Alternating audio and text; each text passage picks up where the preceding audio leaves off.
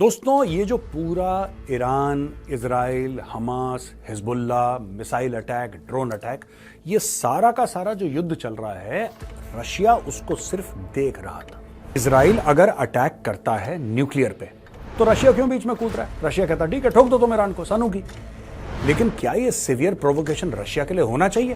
There is an arrest warrant out for Vladimir Putin. Biden, Kamala Harris एक तरफ, Benjamin Netanyahu एक तरफ। दोस्तों, इस मीटिंग में मोदी जी गए और हेड्स ऑफ स्टेट आए, पुतिन नहीं आए। कि ईरान कहता है 200, 300, 400, पता नहीं कौन सी कितनी कितनी इन्होंने मिसाइलें मार दी, मरा कोई नहीं।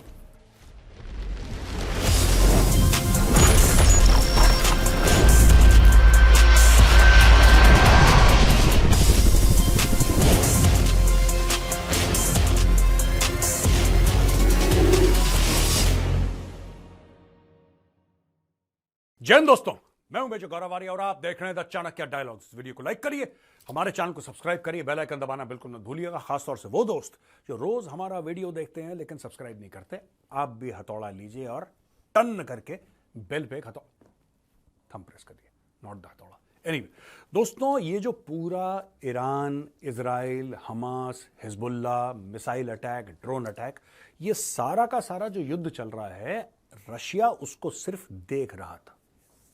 रशिया दूर से अपनी नजर बनाए रखा था और दोस्तों अब रशिया इसके बीच में कूद पड़ा है।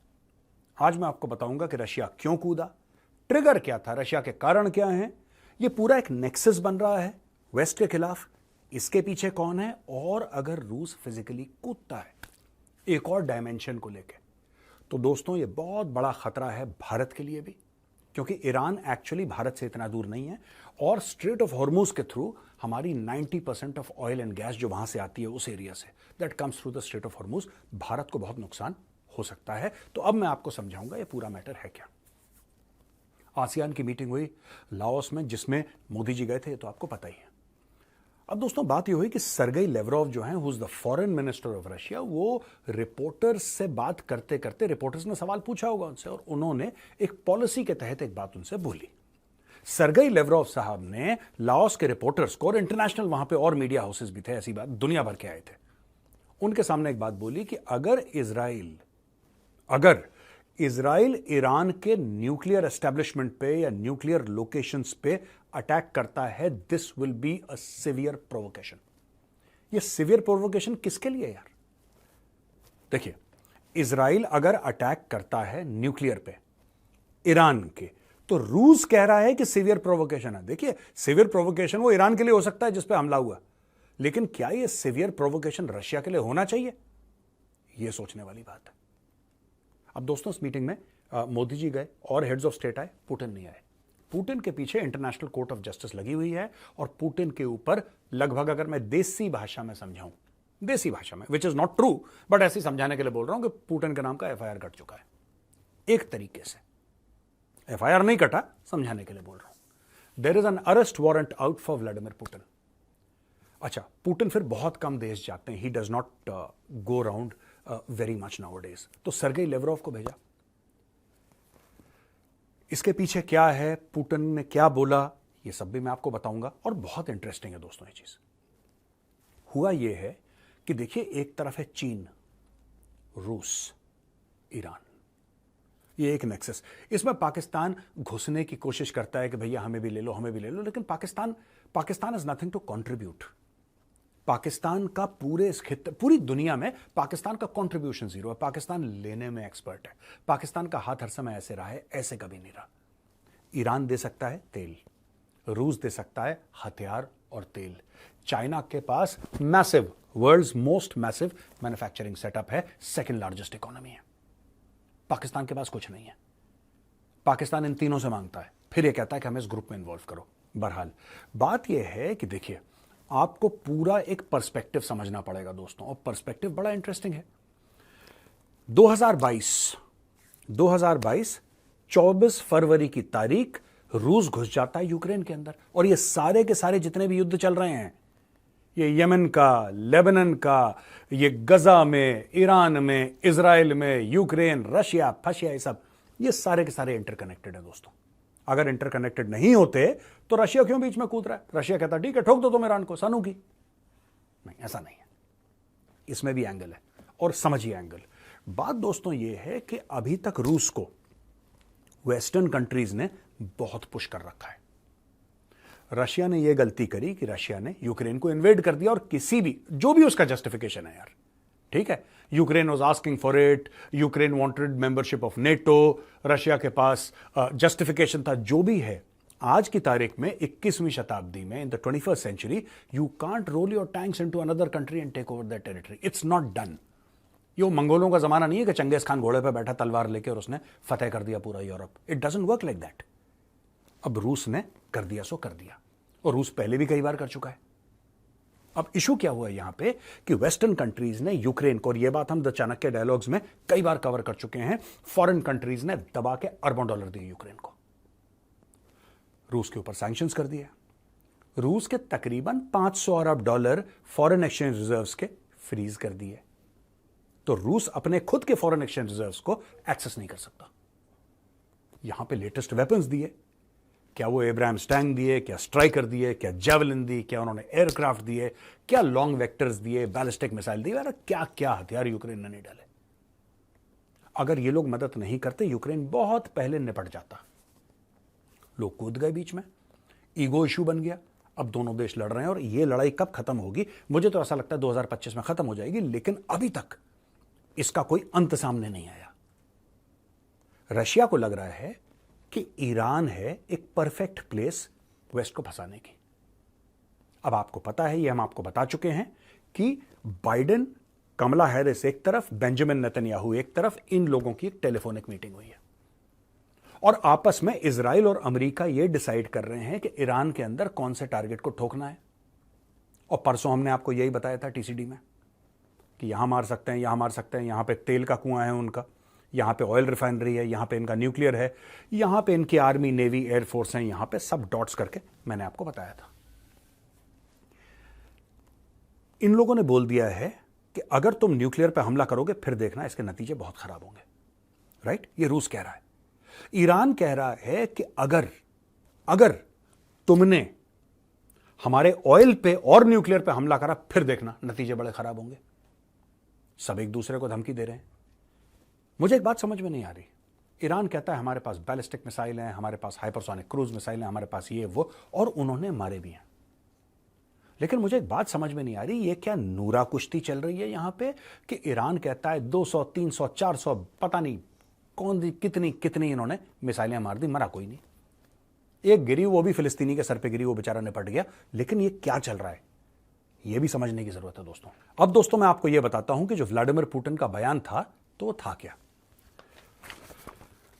ये देखिए साहब, व्लादिमीर पुतिन ने तुर्कमेनिस्तान विजिट करा 11 अक्टूबर को, ठीक है जी, और international forum with central Asian leaders and the president of Iran वहां पे थे। उन्होंने बोला वहां पे साफ सीधी बात यह है कि एक नया वर्ल्ड ऑर्डर बन रहा है। सामने जरदारी बैठा था, उसके मुंह में पानी आ गया।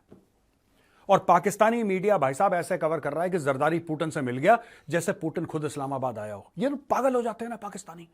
हाय हाय मिल गया, हाय हाय अब तो शहद और दूध की नहरें बहेंगी, नदियां बहेंगी, नाले बहेंगे, पता नहीं क्या क्या। तो पाकिस्तानी मीडिया पागल हो गया क्योंकि जरदारी मिला पुतिन से। दैट्स ओके, वहां पे 15 लोग और आए, सब मिले, ये भी मिला, इसने भी हाथ मिला लिया। दोस्तों देख लेना, जरदारी एक हफ्ते तक हाथ नहीं धोएगा जिस हाथ से उसने पुतिन से हाथ मिलाया।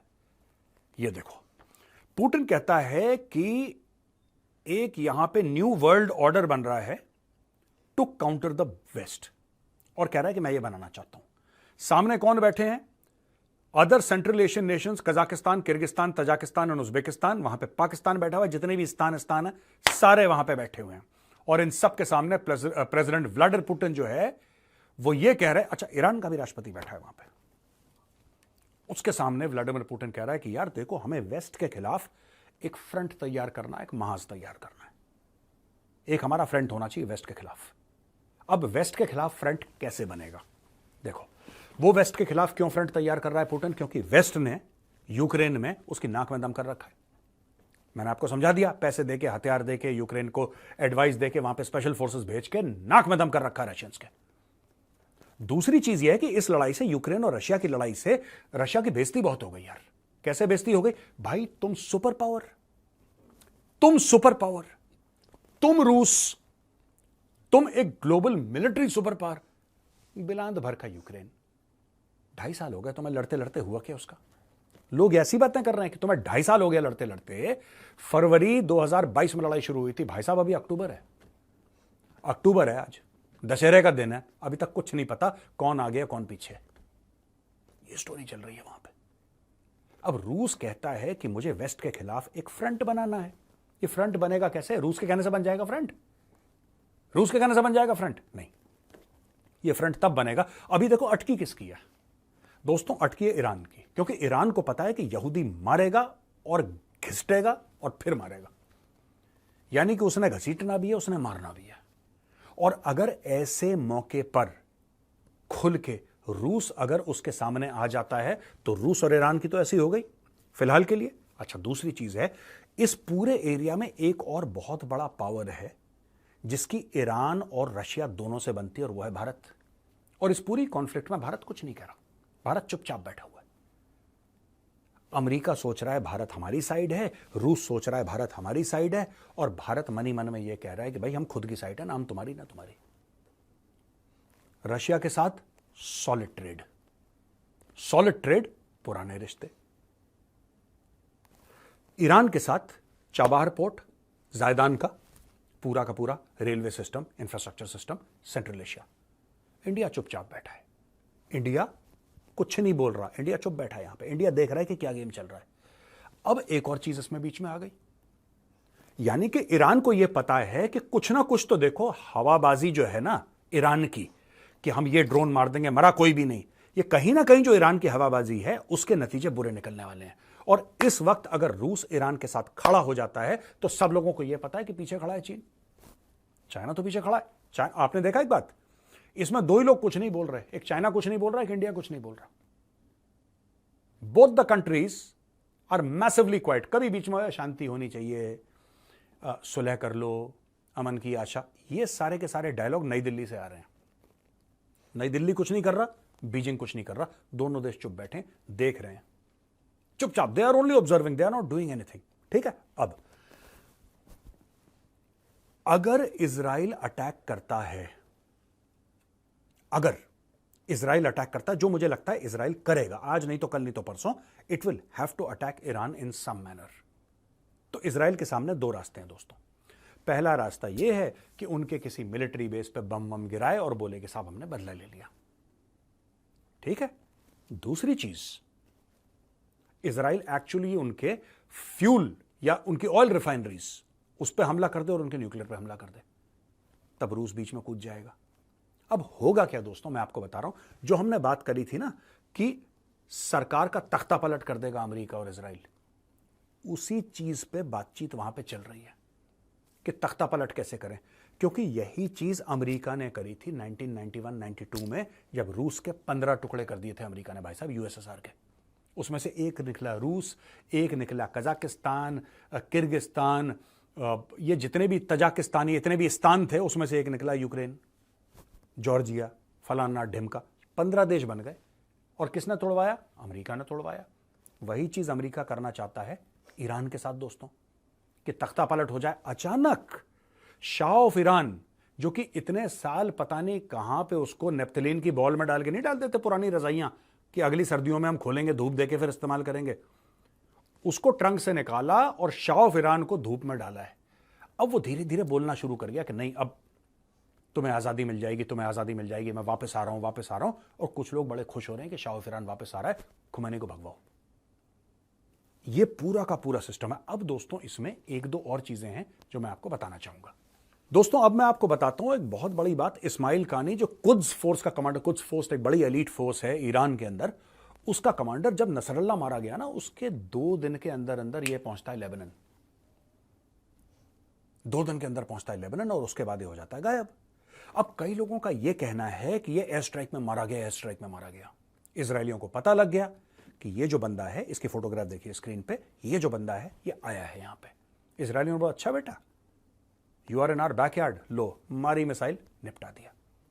लेकिन अब धीरे धीरे ये बात आ रही है कि इसको ईरान ने हाउस अरेस्ट कर रखा है, इसको बंदी बना के रखा है। आपको याद है तो चाणक्य डायलॉग्स में हमने कुछ समय पहले आपको यह बताया था कि अहमदीनेजाद जो पुराना प्रेसिडेंट है ईरान का, फॉर्मर प्रेसिडेंट, उसने क्या बोला था? उसने यह बोला था कि ईरान के हर लेवल पर ईरान में मोसाद के जासूस भरे पड़े हैं। ये देखिए मेरा छोटा सा वीडियो पुराना। इसके पीछे क्या होता है मैं आपको एक और सिनेरियो समझा देता हूं, जो कि खुफिया एजेंसीज का है, जो मोसाद का मामला है। जो महमूद अहमदीनेजाद जो उनका फॉर्मर प्रेसिडेंट था, उसने ये बड़े वाजे तौर पे बात बोली थी कि हमारा जो गवर्नमेंट का स्ट्रक्चर है, यानी कि ईरान का जो सरकारी स्ट्रक्चर है, जो खुफिया तंत्र है, वो पूरी तरीके से कॉम्प्रोमाइज हो गया है, पूरी तरीके से। यहां पे दोस्तों मैं 2-4 आपको एग्जांपल देता हूं। आपको ऐसा नहीं लगता कि जब भी ईरान कुछ करने की कोशिश करता है, इजराइल 4 थप्पड़ मारता है उसको डाउन कर देता है? ऐसा क्यों है? Why is it like this? ये दोस्तों इसलिए है क्योंकि जो उनके डिसीजन मेकिंग का तंत्र है वो पूरी तरीके से कॉम्प्रोमाइज हो चुका है। मोसाद ने अपने एजेंट हर लेवल पे डाल रखे हैं, हर लेवल पे दोस्तों। वहां पे ईरानियन फौज में ऐसे सिपाही हैं, सिपाही lowest level of the army, junior most level of the army, उनके क्लर्क्स, उनके अफसर, उनके जनरल्स। अब सवाक करके एक एजेंसी है ईरान में, सवाक उनकी इंटेलिजेंस एजेंसी है। और आपको पता है अहमदीनेजाद जो उनका फॉर्मर प्रेसिडेंट है ईरान का, उसने क्या कमेंट दिया है हाल ही में? उसने CNN तुर्क पे, जो CNN टर्की, उस पे जाके उसने ये कमेंट करा है कि भाई सवाक का जो हेड है वही मोसाद का एजेंट था यार। समझ रहे हैं आप मेरी बात? यानी कि जो सवाक का हेड था वही मोसाद एजेंट था। आप और किसकी बात करोगे? जो तुम्हारा खुफिया तंत्र चलाता है, जो पूरे ईरान का खुफिया तंत्र चलाता है, जब वही जासूस है दुश्मन का, तो आप क्या कर? वहां पे उसका यह कहना है कि तुम जितने भी लीडर हो ईरान के, एक चीज का ध्यान रखना, तुम्हारी जान खतरे में है। तुम्हें मारने के लिए, तुम्हें बर्बाद करने के लिए, तुम्हारी गर्दनें उतारने के लिए यहूदी को पेजर भेजने की जरूरत नहीं है, यहूदी को वॉकी टॉकी या सोलर पैनल भेजने की जरूरत नहीं है। सिर्फ एक व्हाट्सएप मैसेज आएगा इजराइल से, और जो तुम्हारे सगे हैं, जो तुम्हारे कॉलीग्स हैं ऑफिस में, राइट, कोई जनरल है, उसका स्टाफ ऑफिसर, समझ रहे हैं आप? मैं ये बड़ी गंभीर बात है, बड़ी सीरियस बात है। कोई ईरानियन जनरल है, उसका स्टाफ ऑफिसर, कोई मंत्री है, उसका सेक्रेटरी, तुम्हें अंदर ही अंदर लोग निपटा देंगे, क्योंकि मोसाद ने इतने जाल फैला रखे हैं। और इसके भी 2 कारण हैं, एक पैसा, और दूसरी चीज कि ये जो खमेनी है, आयतुल्लाह खमेनी, इससे लोग बड़े नाखुश हैं। देखा दोस्तों आपने? तो यानी कि हर लेवल पे इजरायली जासूस, मोसाद के जासूस भरे हुए। इसके ऊपर शक है कि इसी ने बताया था कि नसरल्लाह उस घर में ठोक दो, यही जासूस है। तो अब उसके स्क्रू टाइट कर रहे हैं दोस्तों, और उससे यह पता लगाने की कोशिश कर रहे हैं कि कहां और कौन से स्पाइज हैं पूरे सिस्टम में। क्योंकि जब आप सोचिए 1 मिनट के लिए दोस्तों, think about it. Former president of Iran से कि हमारा पूरा सिस्टम कॉम्प्रोमाइज हो रखा है, पूरा सिस्टम कॉम्प्रोमाइज हो रखा है। अब हलचल तो होगी ना समाज में, पॉलिटिकल सर्कल्स में हलचल होगी, वो हलचल हो गई। इसको उठा लिया। अब पहले तो ये बोला कि मर गया मर गया मर गया, पहले बोला निपट गया। ये क्यों गया था लेबनान? क्या ये इसलिए गया था कि लेबनान पहुंचे कि अरे साहब नसरल्लाह को मार दिया है, जरा मैं देख कर आता हूं क्या हुआ है साहब? ये गया वहां पे, और फिर वहां से चुपचाप, क्योंकि इजराइल का स्पाई था, चुपचाप इजराइल के अंदर घुस जाए, वहां पे इसको शरण मिल जाए। क्या ये एम था इसका? या फिर ईरानियों को पता लग गया, इसको वापस बुलवाया, इसको हाउस अरेस्ट करवाया, और अब इसके स्क्रू टाइट करे जा रहे हैं? कुछ भी हो सकता है दोस्तों, कुछ भी हो सकता है। लेकिन सबसे बड़ी बात यह है कि रूस अब बीच में कूद गया है, और यह मामला और खतरनाक हो गया है। जिस दिन इसका कोई पुख्ता सबूत मिला कि किसी ने मूवमेंट करी है, फिजिकल मूवमेंट, मैं दोबारा स्मार्ट बोर्ड पे आऊंगा और मैप पे फिर दोबारा समझाऊंगा। लेकिन फिलहाल के लिए सवाल और जवाब लेते हैं दोस्तों। ये पहला जो सवाल है, प्रिंस गेमिंग, वाह वाह सर, जैसे हम देख रहे हैं कि रशिया और यूक्रेन वॉर 2 साल से चल रहा है, इजराइल हमास, अगर इंडिया चाइना का वॉर शुरू होता है तो कितने दिन तक चलेगा? आपकी क्या राय है? नहीं यार, ऐसा तो नहीं कह सकते लड़ाई कितने टाइम चलेगी, this is very difficult to predict. ये कोई भी, मैं तो कोई भी नहीं हूं। आप किसी से भी पूछेंगे, आप नेशनल सिक्योरिटी एस्टैब्लिशमेंट में आप किसी से भी पूछेंगे, nobody will be able to predict कि कितने दिन चलेगा। रूस की जब रूस ने जब इन्वेड करा था यूक्रेन, मुझे लगा था कि पहले तो मुझे ये लगा था कि करेगा ही नहीं, फिर मुझे लगा कि एक हफ्ते के अंदर खत्म हो जाएगा। किसको पता था कि 7 अक्टूबर को हमास एक टेरर स्ट्राइक करेगा, massive terror strike inside Israel? Who knew? Nobody knew. तो यार ये चीजें प्रिडिक्ट करना नामुमकिन है, नामुमकिन है। कोई जो बोल रहा है ना आपको, वो फिर वो गोली दे रहा है। Doctor Harshal Mehta, happy Vijayadashami. Harshal ji, happy Vijayadashami आपको भी। Here is a hypothetical question that very soon if Israel's next move is to attack on Iran's nuclear or oil reserves, which leads to a horizontal escalation, then it further expands to east and west of Iran's territory. How should India remain vigilant on both ends, be it traditional, non-traditional, national security fronts? यार देखो, अगर इसमें Russia, देखो हर्षल, अगर Russia involve हो जाता है, ठीक है, इस लड़ाई में, फिर इंडिया का इस डायरेक्शन से तेल लेना, स्ट्रेट ऑफ हॉर्मुज, वो मुश्किल हो जाएगा। रूस से तेल लेना और मुश्किल हो जाएगा। देखो कैट्सा, एक बार, I am not talking about CAATSA, CAATSA को मारो गोली 1 मिनट के लिए, उसको कोने में रखो। Overall it will become a reputational issue. देखो ना, बात यह है कि एक लेवल तक आप वर्ल्ड ओपिनियन के खिलाफ जा सकते हैं, लेकिन अगर चीजें इतनी ब्लैक एंड व्हाइट हो जाती हैं, today India is self sufficient, it is strong and may it always be like that. But कभी ना कभी तो आपको ये देखना, मैं ये नहीं कह रहा कि आप वर्ल्ड ओपिनियन आप मानोगे ही मानोगे, नहीं, आई एम नॉट सेइंग दैट। मैं ये कह रहा हूं कि कभी ना कभी आपको एटलीस्ट इन कंसिडरेशन लेना पड़ेगा कि यार ये अकल की बात तो कर रहे हैं, कुछ तो आपको करना पड़ेगा। If Russia comes in between, then getting oil from Russia and getting oil from the strait of Hormuz will be very difficult. I am not saying impossible, I am saying very difficult. आप map पे देख लो Saudi Arabia कहाँ है, right? पर जब लोगों को यह पता लगता है कि इंडिया की मजबूरी है, इंडिया का तेल यहां से भी नहीं आ रहा और यहां से भी नहीं आ रहा, फिर लोग कहते हैं साहब $5 पर बैरल आपके लिए स्पेशल प्राइस है, $5 एक्स्ट्रा, खरीदना खरीदो। तो ये सब चीजें नहीं होनी चाहिए, भारत को फर्क पड़ेगा। सैम, मैंने ये पढ़ा है कि IAF trashing Chinese balloons flying over Indian territory. IAF used Rafale fighter jets to hit balloons flying at nearly 35,000 to 37,000 feet. क्या चाइनीज हमारे राफेल जेट को टेस्ट कर रहे हैं? Isn't it a threat? And India should summon Chinese ambassador. What could be Chinese intention sending balloons into Indian space? नहीं, जहां तक मुझे पता है खबर जिसके बारे में आप बात कर रहे हैं, इंडिया ने खुद ही बलून लॉन्च करे थे। ये एक्सरसाइज थी जिसमें Rafale took off and they shot down balloons, कि अगर चाइना ऐसा करता है तो फिर हमारा रिएक्शन क्या होगा। ये जो बलून्स थे, these were not Chinese balloons as per my understanding, these were Indian balloons and this was an exercise by the Indian air force. तो दोस्तों, कैसा लगा आज का वीडियो? अगर पसंद आए तो उस वीडियो को लाइक करिए, हमारे चैनल को सब्सक्राइब करिए, बेल आइकन दबाना बिल्कुल मत भूलिएगा। जय हिंद, वंदे मातरम, भारत माता की जय।